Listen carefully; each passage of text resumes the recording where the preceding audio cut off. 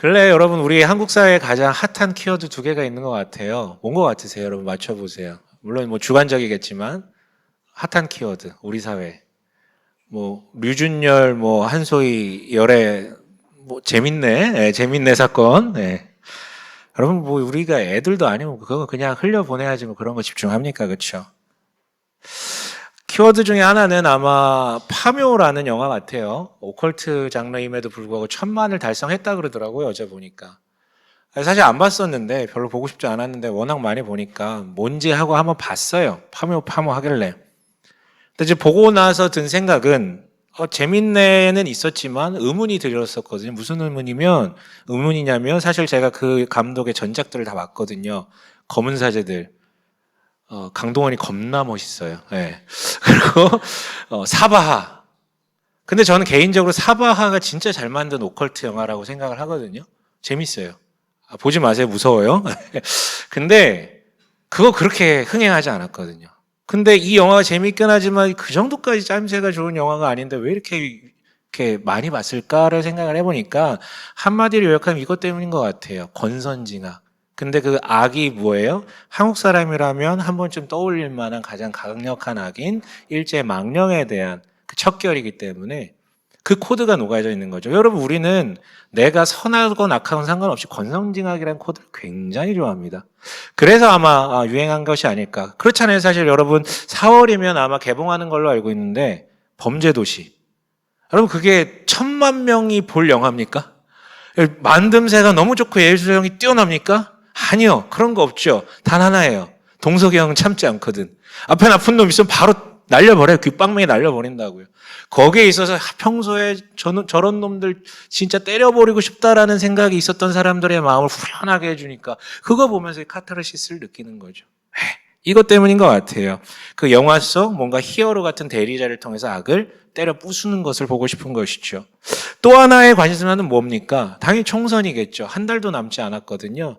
근데 재밌는 건 그렇게 우리가 속아왔음에도 불구하고 또다시 뭔가 어떤 정치인, 정치 세력을 통해서 우리 삶이 나아지고 변화되는 것에 대한 기대감을 가지고 거기 열광한다라는 거예요. 근데 늘 문제는 이거죠. 정치인들이야 늘 문제가 있었지만 그 정치인들을 뽑는 유권자들. 여러분 우리는 세상이 좋아지길 바라죠. 아니 세상이 좋아지길 바라는 게 아니라 내 삶이 좋아지길 바라죠. 솔직히 얘기합시다. 내 삶이 좋아지길 바라지 세상이 좋아지길 바라지 않아요. 그래서 어떤 식으로 드러납니까? 세상이 좋아지려면 기존의 것이 변화를 해야 되거든요. 개혁이 돼야 되거든요. 진보가 이루어져야 되는 거거든요. 근데 세상이 개혁되고 진보하는 것에 대해서 오케이. 근데 내가 그 개혁의 대상이 되는 것에 대해서는 누구도 참을 수가 없어요. 내 바꿀 건드는 건 참을 수 없단 말이에요. 여러분 이게 우리의 현실입니다.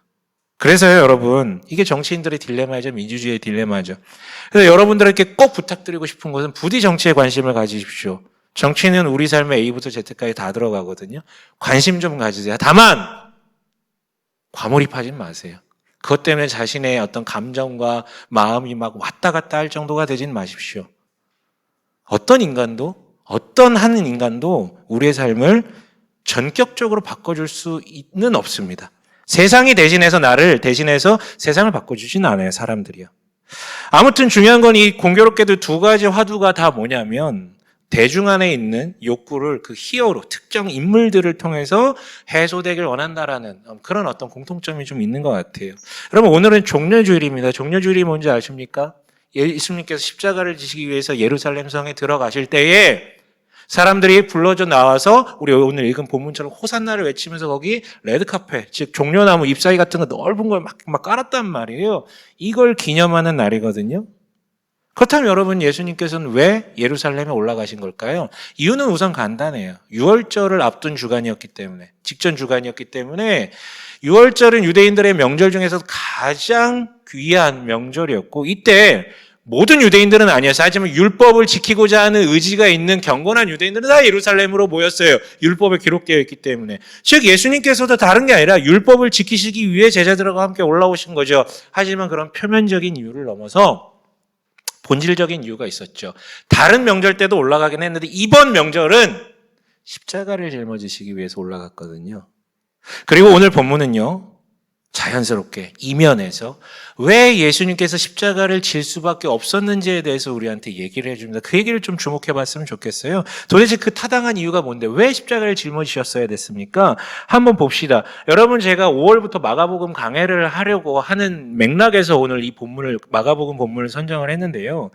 읽어보시면 모든 복음서들이 다 비슷한데 초창기 예수님께서 자신의 정체에 대해서 얘기하지 않아요. 사람들이 뭐 랍비라 부르든 뭐로 부르든 뭐 선생님이라 부르든 그냥 뒀어요. 하지만 시간이 갈수록 자신이 바로 메시아, 즉 하나님께서 우리를 구원하시기 위해 보내시겠다고 약속하신, 예언하신 그 메시아가 본인이다라는 부분에 대해서 종종 밝히세요. 그런데 이 막판에 이르자, 이제 마지막으로 예루살렘에 올라갈 때쯤에 이르자 예수님께서는 또 다른 이야기를 하시는데 무슨 얘기를 하냐면 그냥 메시아가 아니라 나는 고난받는 종으로서의 메시아. 그래서 나는 죽을 것이다 라는 예고를 수차례 하세요. 근데 문제는 뭔지 아세요? 아무도 그분의 이야기를 진지하게 듣지 않는다라는 얘기예요. 왜 그랬을까요? 사실 여러분, 그분의 이야기를 진지하게 듣지 않는 것은 특별한 일이 아닙니다. 왠지 아세요? 구약이 기록하는 수천 년의 역사 동안 인간들이 늘 했던 게 그거거든요. 하나님이 아무리 예언자를 통해서든 기적을 통해서든 말씀을 하시더라도 아무도 하나님이 말씀하신 대로 듣지 않아요. 지가 듣고 싶은 대로, 보고 싶은 것만 편집해서 쇼츠로 만들어서 저장을 하는 거죠. 지 보고 싶은 것만. 이게 인간성의 반복이거든요. 특별히 이 시대의 사람들이 예수의 말씀을 귀담아 듣지 못했던 이유는 그 사람들 대부분의 마음속에 메시아 대망론이 있었거든요. 무슨 메시아 대망론이었냐면 우선 메시아가 올 것에 대해서 믿는 거는 너무 좋은 거예요. 그거 하나님 약속대로 믿는다라는 거니까. 근데 그들이 그렸던 메시아는 누구냐면 한마디로 정치적 메시아예요. 즉 우리를 로마의 압제로부터 벗겨내줄, 즉 이집트로 해방시켰던 모세나 아니면 굉장히 강력한 나라를 만들었던 다윗 왕과 같이 정치적 메시아, 전제 군주적 메시아, 그런 메시아를 원했던 것이죠. 그러니까 예수님께서 반복적으로 나는 메시아다, 나아가 고난받을 종이다, 나는 죽을 것이다 라고 얘기를 해도 아무 사람 귀에도 들어가지가 않는 거예요. 그렇다면 여러분, 안 듣기만 한 걸까? 아니, 여기서 멈췄으면 괜찮아요. 도리어 뭐냐면 자기들이 원하는 메시아상을 예수님께 강요하고 강조하고 조정하고 투영하기 시작했던 것이죠. 여러분, 지난 1, 2년간 예를 들어 그 당시에 TV가 있었다면 지난 1, 2년간 TV만 키면 예수 얼굴이 나오는 거예요. 늘 예수 이야기만 돌아다니는 거야. 그분이 어떤 말씀을 전했대, 어떤 기적을 베풀었대, 뭘 가르쳤대, 막 이런 변화가 일어났대. 사람들이 열망하기 시작을 하는 거죠. 저 사람이 진짜 메시아인가? 진짜 메시아인가? 막 추측해서 그 추측과 기대가 극한에 다다른 때가 바로 이때였어요. 그래서 여러분 지금 예루살렘 입성하려고 하는 때였잖아요. 이때 예수의 제자들만 따라온 게 아니고요. 구름과 같은 허다한 무리가 예수님 따라서 지금 가고 있어요. 강성 지지자라고 불리는 사람들이. 예수야 막 이러면서. 특히나 이때가 언제입니까? 다른 명절도 아니고 유월절. 이집트로부터 압제당하던 우리가 해방된 날, 그걸 기념하는 날. 그림 좋잖아요. 너무 좋잖아요. 야, 이때 무슨 일 나겠다. 다 거기에 집중하게 된 것이죠. 그런데요, 마가복음은 그런 자기 기대에 절여진 사람들을, 군상들을 하나씩 우리에게 비춰줍니다. 먼저는요, 읽지는 않았지만 지난 10장 35절부터 45절 보면은요, 두 인물이 등장해요. 여러분, 예수님께는 12제자가 있었던 거 아시죠?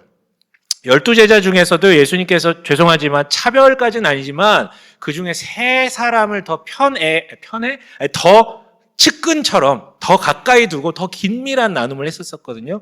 그 세 사람의 이름이 바로 베드로와 요한과 야고보예요. 그리고 요한과 야고보는 형제거든요. 10장 35절에 45절에 나오는 인물 두 사람이 바로 그 요한과 야고보예요. 이 두 사람이 예수님을 찾아오죠. 뭐라고 요구합니까? 37절 한번 읽어볼래요? 10장 37절이요? 네, 한번 읽어보겠습니다. 시작. 그들이 그에게 대답하였다. 선생님께서 영광을 받으실 때에 하나는 선생님의 오른쪽에 하나는 선생님의 왼쪽에 앉게 하여 주십시오. 네, 이 사람들이 볼 때에도 우리 예수가 이번에 6월절 맞이해서 올라가서 뭔 일 알 것 같아. 왕위에 오를 것 같아. 그래서 뭔 얘기하는 거예요? 왕위에 오르신다면 당신의 왼쪽과 오른쪽에 가장 적합한 두 사람이 우리가 아니면 누구겠습니까? 이 얘기를 하는 거죠. 그래서 41절에 뭐라고 되어 있습니까? 모든 제자들이 분개했다고요. 그 중에 누가 가장 분개했을까? 베드로겠지. 야, EX야. 내가 지금까지 예수님 수발 드느라 어떻게 했는데. 그랬겠죠. 제일 분노했겠죠. 제일 헌신했으니까.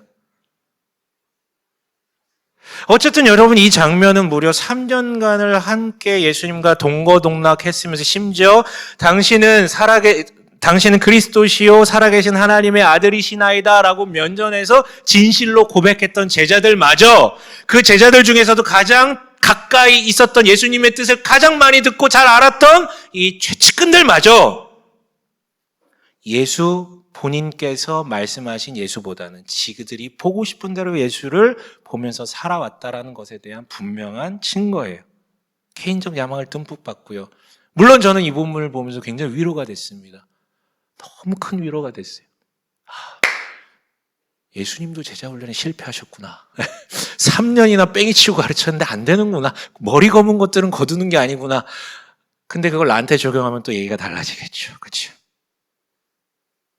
이어서 본문엔 또 다른 사람들이 등장합니다. 우리 읽었어요. 어떤 사람이 등장합니까? 예수님께서 예루살렘 입성하기 전에 두 제자를 맞은편 마을로 보내가지고 나귀 한 마리를 풀어갖고 오라 그래요. 그러면서 혹시 그 주인들이 제지하면 주님께서 쓰시겠다 하라라고 얘기를 하라 그러죠. 이 두 제자는 그대로 했고 나귀를 갖고 옵니다. 근데 여러분 이거 이상하지 않습니까? 저 예전부터 이 본문 읽으면서 너무 이상했어요. 그렇잖아요. 되게 비상식적인 거잖아요. 왜 남의 나귀를 그렇게 함부로 풀러옵니까? 물론 쓰고 바로 돌려주겠다고 했지만 되게 무례한 것이고요. 나아가 만약에 주인이 못 보는 상태였으면 그냥 끌고 왔을 거 아니에요. 그럼 그건 절도잖아요. 다른 문화적인 맥락은 없어요. 아무리 뒤져봐도 그 당시 이것과 관련된 문화적 맥락은 없습니다. 그냥 절도고 이상한 거예요. 그래서 다수의 학자들은 이게 예수께서 의도적으로 뭔가를 연출하기 위해 가지고 일부러 그 전에 그 주인하고 협상을 해놓은 상태여서 제자들이 가서 그걸 끌러온 것이다 라고 많이들 얘기하는데 저는 거기에 동의하지 않습니다. 물론 여러분 뒤에서 얘기하겠지만 나귀가 필요했던 건 맞아요. 뭔가 행위적 메시지가 필요했기 때문에. 하지만 예수님께서 이런 식으로 미리 누군가와 이렇게 약속 대련을 하시고 나서 하신 적은 별로 거의 없거든. 제가 알기로는. 그다음에 이 무리한 요구는 뭐고 그걸 또 수용해 준 그 사람들은 뭡니까? 단서는 여기 있어요. 뭐냐면 예수님께서 직접 이렇게 말씀하셨죠. 만약 그들이 제지하거든 뭐라고 얘기하라고요? 주님께서 쓰시겠다라고 하라고요. 그러자 그 얘기를 듣고 나서야 그 사람들이 내어줍니다. 여러분 이 주님이라는 표현에 주목해 보십시오. 사람들이요 여러분 예수님을 향해서 주님이라고 표현했던 적 많습니다. 특히 제자들이 이런 표현 많이 쓰거든요. 또한 예수님께서 성부 하나님을 가리키실 때 주님이라는 표현 스스로 많이 쓰셨어요. 하지만 제가 알기로는 본인을 이렇게 부르라라고 주님으로라고 호칭하라고 얘기하신 적은 단 한 번도 없는 것 같아요. 그런데 자신을 가리키는 호칭으로 이 호칭을 쓰라고 지금 얘기하고 있고요. 이 호칭을 듣자마자 그 사람들은 나귀를 내어줍니다. 그리고 여러분 이 주님이라고 번역된 큐리오스라고 번역된 헬라어 표현은요. 진짜로 노예가 자기 주인님을 향하여 부르는 표현이기도 하지만 로마 제국에 살던 모든 사람들이 누구를 부르는 표현이었을까요? 누구요? 왕이요, 황제요. 최소한 이스라엘의 헤롯 왕 정도는 돼야지, 빌라도 총독 정도는 돼야지 이렇게 불러준단 말이에요. 그러니까 여러분 아까 말씀드렸잖아요. 예루살렘 입성을 앞두고 예수님 본인께서 자신이 말한 예수가 아니라 자기가 만든 예수, 즉 메시아 대망사상에 사로잡힌 그 사람들의 면면을 보여준다라는 맥락이라면 저는 이해가 가요. 주님이라는 소리를 듣고 나귀를 꺼내준 게요. 왜? 아까 앞에 두 제자랑 똑같은 거예요. 예수를 익히 알던 나귀 주인이 처음엔 제지하다가 주님께서 쓰신다, 즉 왕께서 쓰신다라는 얘기를 듣자 그 왕이 등극 시에 뭐라도 하나 내가 기여한다면 또 꼬물이라도 떨어질 것에 대한 기대감을 안고 풀어준 것이 아닐까요? 욕망이 늘 상식을 넘어서니까. 무엇보다 예수님께서 누구를 보내셨다고 되어 있어요? 두 제자 보내셨다고 그러죠. 저는 이 두 제자의 이름이 등장하진 않지만 저는 확실할 것 같아요. 그게 바로 야고보와 요한이 아닐까요? 네 눈으로 가서 보라고요. 빌리러 간 놈들이나 빌려준 놈들이나 동일한 제자든 뭐든 다 똑같았다라는 것을 우리한테 보여주고 싶었던 것 아닐까. 그중에 우리도 담길 수 있어요. 그런데 여러분, 지금까지는 약과고요. 백미는 여기 있습니다. 입성하시는 예수가 가시는 길에 마치 레드카펫을 쫙 깔듯이 자기 옷을 벗어서 이렇게 깔아주고 종려나무 막 싹 깔아주고 멋지죠. 여러분, 이거 당대 로마의 개선 장군들, 즉 전쟁에서 승리한 개선 장군들이나 황제를 환호할 때 쓰던 방식 중에 하나였거든요. 그리고 여러분, 입으로는 또 뭐라고 표현합니까? 너무 유명한 그 표현 있잖아요. 호산나. 번역하면 지금 당장 구원하여 주십시오. 근데 이건 여러분 갑자기 말 맞춰서 막 부르는 게 아니라 시편 118편 25절에 있는 그 문구를 인용해서 쓰는 거고, 이건 당시 사람들이 메시아가 오면 이렇게 환호하겠다는 어느 정도 문화적으로 동의가 된 표현이었어요. 그러니까 한마디로 지금 여기 모인 사람들은요, 정말로 예수가 메시아다라는 것에 대해서 동의하고 외치고 있는 사람들이죠. 단 어떤 메시아예요? 자기가 바라는, 내가 만들어낸 메시아. 그래서 나중에 어떻게 됩니까? 여러분, 이런 표현 요즘에 유명하던데, 빠가 까가 된다고. 뭔 뜻인 줄 아시죠? 막 빠들 있잖아요. 뭐 좋아하는 빠들. 이게 마음 돌이키면 가장 극렬하게 까는 까가 된다. 맞아요, 여러분. 이 중에 어떤 사람들은 예수 빠였다가 불과 며칠 만에 가장 극렬히 예수를 까는 예수 까가 되죠. 그 중에 대표가 누구였습니까? 그놈의 베드로. 3번 부인하고 저주하잖아요, 예수를. 난 관련이 없다고. 왜 그렇게 됐습니까? 레드카펫과 호산나를 외쳤던 말과 행동의 언어는 다름 아니라 우리가 바라는 메시아, 즉 로마로부터 해방시킬 전제군주적 메시아가 되길 바랬는데 정반대로 가니까 자꾸 낮아진다 그러고 죽는다 그러고 실제 죽으니까. 이 무리들 역시 자기 욕망에 기인하여 예수를 조작하려고 합니다. 물론 여러분 여기 집중해 보세요. 여러분 오해하지 마세요. 제자들이나 나귀를 건넸던 자나 이 환호하는 무리들이나 한결같이 예수를 너무 좋아하던 사람들이었어요. 진짜로 좋아했어요. 그리고 여러분, 로마로부터 해방되길 원하는 그 마음이 여러분 잘못된 것입니까? 잘못된 거예요? 여러분, 우리가 일제 어떤 이게 지배를 받을 때 그걸로부터 해방되길 원하는 마음을 가졌다고 너 어떻게 그리스도인이 그럴 수 있어요? 아니, 그건 정당한 마음이에요. 다 정당. 예수도 좋아했고요. 그 바라는 마음이 잘못되지도 않았어요. 근데 진짜 문제는 뭡니까? 예수님은 이 일을 위해서 하나님이 약속하신 그대로의 메시아상을 구현하기 위해서 왔는데, 여기 모인 예수를 둘러싼 모든 사람들은 뭘 주장하는 거예요? 아니, 우리가 원하는 대로 살아야지 라고 주장하고 있다는 거. 그게 좋은 건지 틀린 건지가 핵심이 아니라 우리가 원하는 대로 살아야지라는 게 이게 지금 문제라는 거예요. 여러분 한번 물어볼게요. 혹시 이게 우리의 이야기는 아니면 물어볼게요. 여러분 이게 확실하게 대답해 주셔야 됩니다. 여러분 예수님 좋아하시죠? 입으로. 여러분 예수님 좋아하시죠? 아니 뭐 네 하지 마시고 단답형으로 깔끔하게 다시 한번 예수님 좋아하시죠? 네, 예수님 좋아하시죠. 저도 확신합니다. 여러분 예수님 좋아할 거라고요. 근데 진짜 아이러니한 사실이 뭔지 아세요? 제 친구 예수 안 믿는 친구 있거든요. 걔도 예수님 되게 좋아해요. 진짜예요. 저랑 예수님 얘기하는 거 괜찮아요. 좋아하거든. 더 웃긴 건 뭔지 아세요? 안티크리스찬이라고 불리는 사람들이 많이 하는 얘기가 있어요. 나는 교회랑 기독교 싫어. 근데 예수는 좋아. 진짜 이런 사람 많습니다. 심지어 열렬히 좋아해요. 그렇다면 여러분, 예수를 좋아한다라는 것과 예수를 믿는다라는 것은 좀 뭔가 다르다라는 것을 알 수 있겠죠. 그렇다면 분명 예수님을 좋아하는 여러분들께 한번 진지하게 물어볼게요.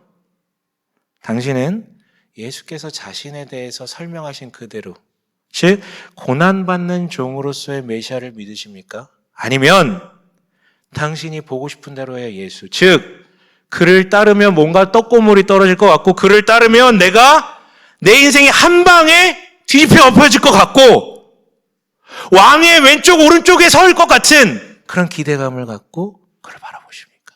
그럼 어느 쪽이세요? 그가 말씀하신 대로의 예수를 받아들인 게 믿는 거고요. 그게 아니라면 그냥 좋아할 뿐입니다. 여러분, 자기만 보고 싶은 것을 주님께 강요하고 있는 사람들에게 둘러싸인 이 상태에서 우리 예수께서 어떻게 하십니까? 그는 새끼 나귀를 타고 입성하세요. 한마디도 하지 않으시고요. 그냥 새끼 나귀를 타고 입성하시거든요. 이건 여러분 의도적인 행위 메시지예요. 우선은 이런 거죠. 사람들이 원하는 전제군주적 다윗과 같은 왕처럼 들어가려면 어떻게 해야 돼요? 우선 여러분 뽀대나는 말 타고 들어가야 돼요. 여기서 그치면 안 되고 사람들 막 몰려있는 데서 호산나 할 때 뭐 한번 해야 됩니까? 말다리 한번 윙 하고 한번 들어줘야죠. 요 정도는 돼야 되죠.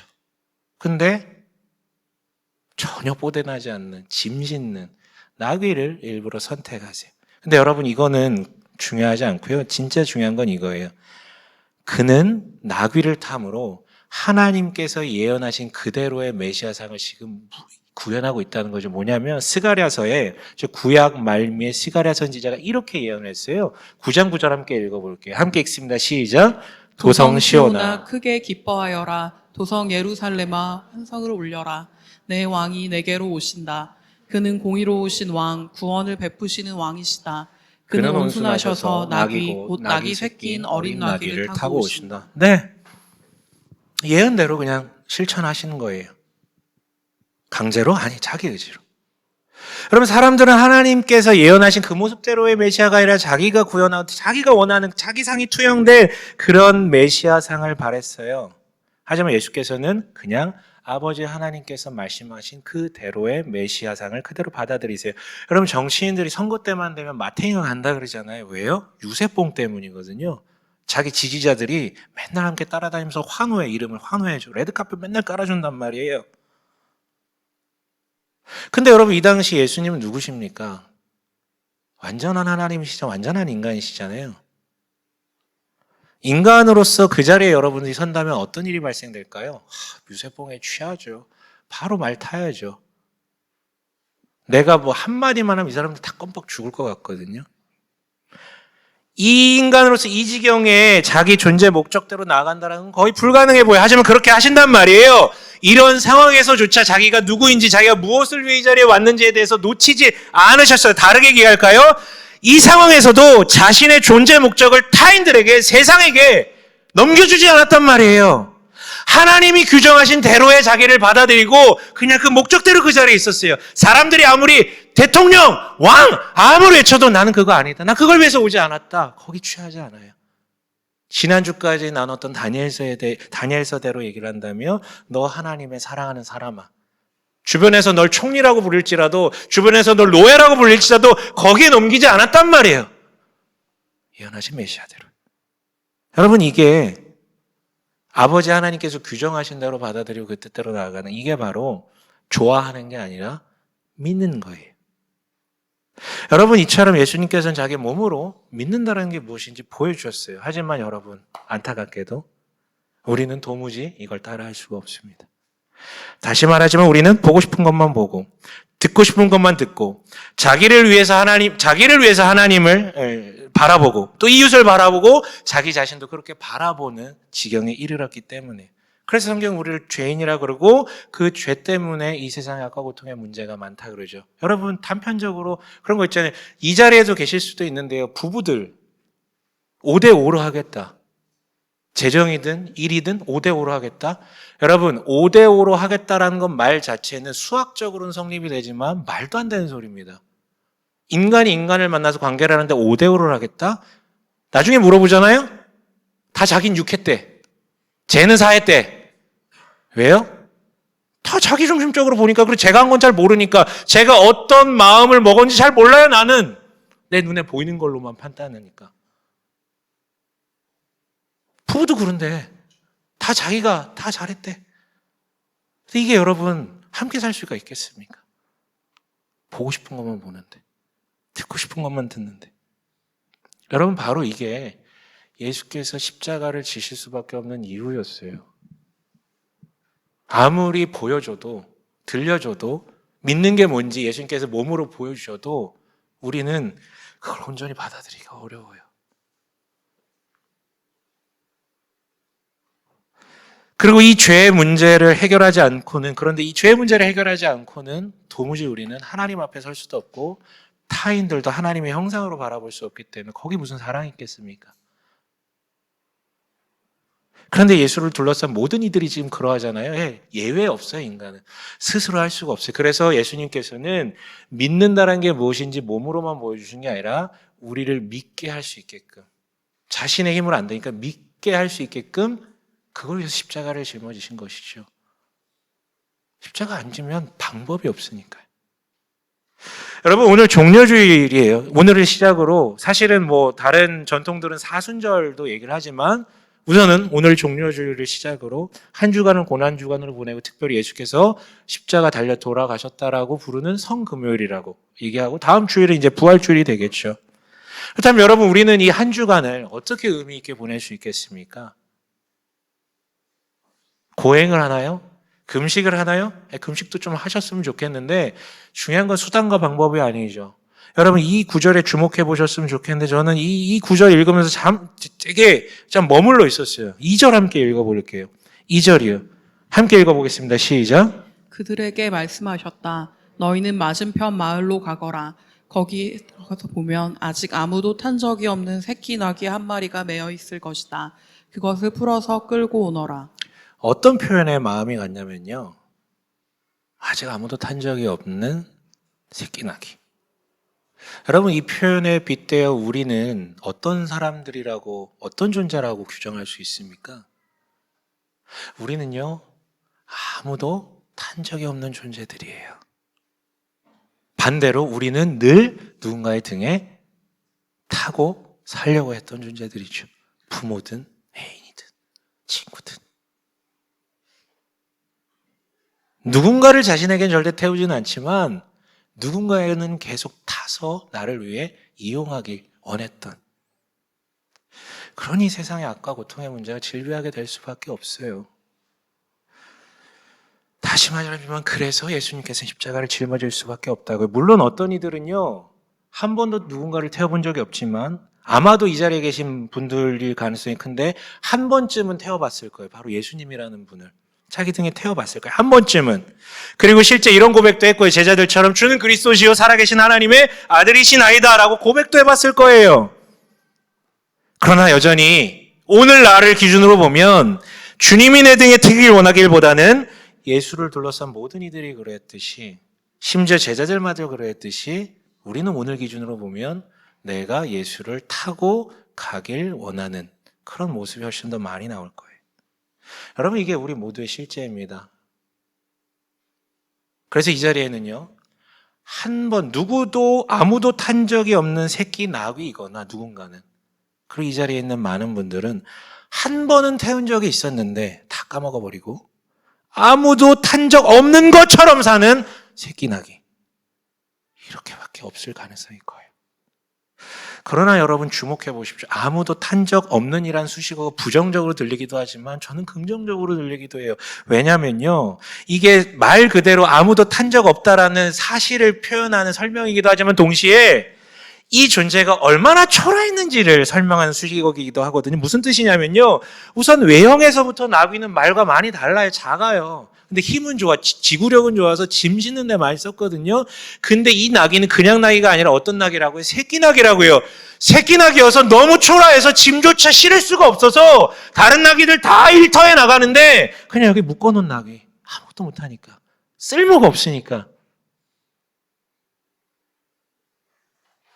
그런데 너무 초라해서 새끼 낙이었기 때문에, 그래서 아무것도 못하고 그 자리에 있었기 때문에 선택받았던 건 아닐까요? 초라함 때문에.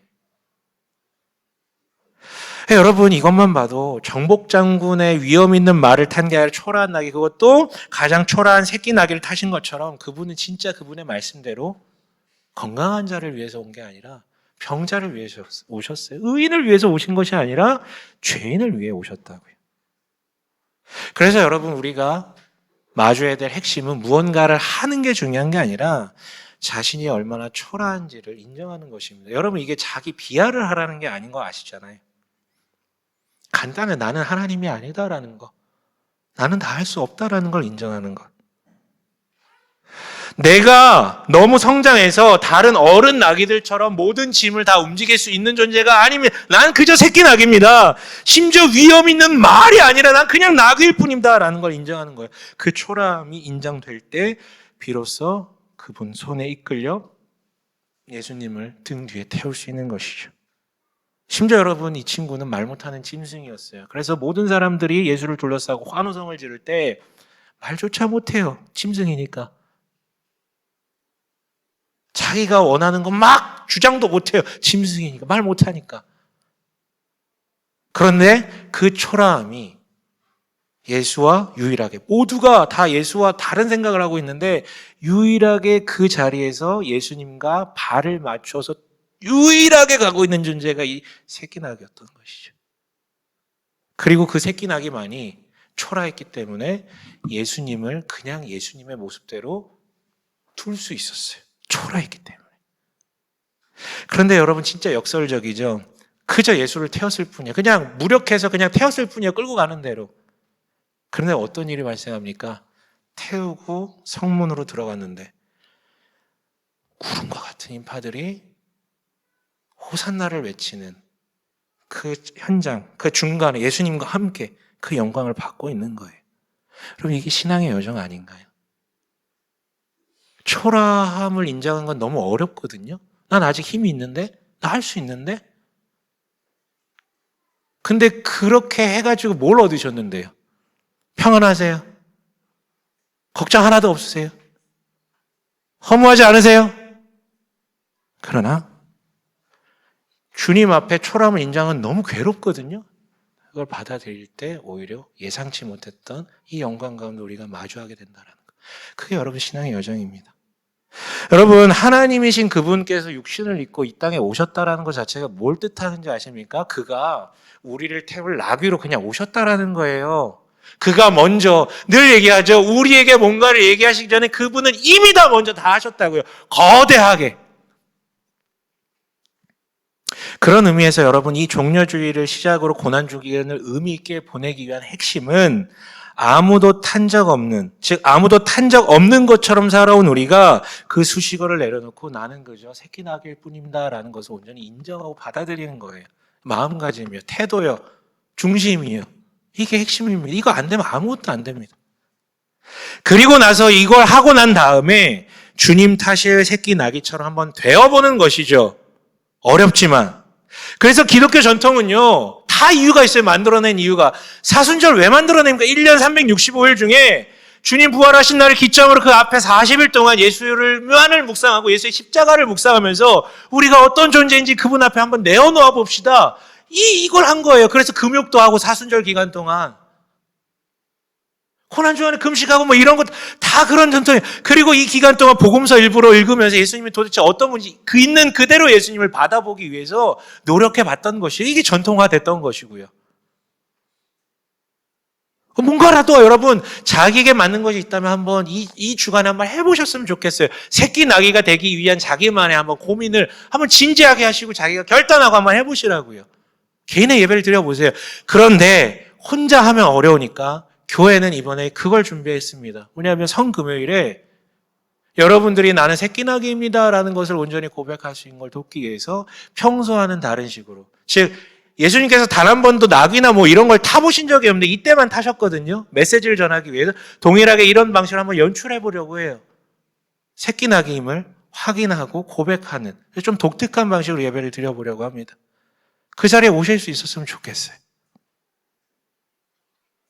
말씀 마칠게요. 그렇게 여러분 아무도 탄 적이 없는 인간으로 남은 것이 아니라, 죄인으로 남는 것이 아니라 그저 새끼 나귀로 돌아간다면, 그래서 당신이 그에게 타는 것이 아니라 그분이 당신에게 타는 것을 할 수 있다면 앞서 말했듯 역설적이지만 우리에겐 영광이 찾아올 것입니다. 평안이 찾아올 것입니다.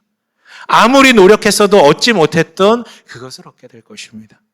부디 이 한 주간만이라도, 여러분 한 주간만이라도 예수에게 한번 집중해 봅시다. 진짜 한 주간, 저 365일 바라지 않습니다. 매일 주님과 동행한다 바라지 않아요, 여러분. 그게 너무 어려운 경지예요. 천천히 갑시다. 1년에 한 주간만이라도, 하루만이라도 한번 해보자고요. 당신이 스스로 결단하는 것.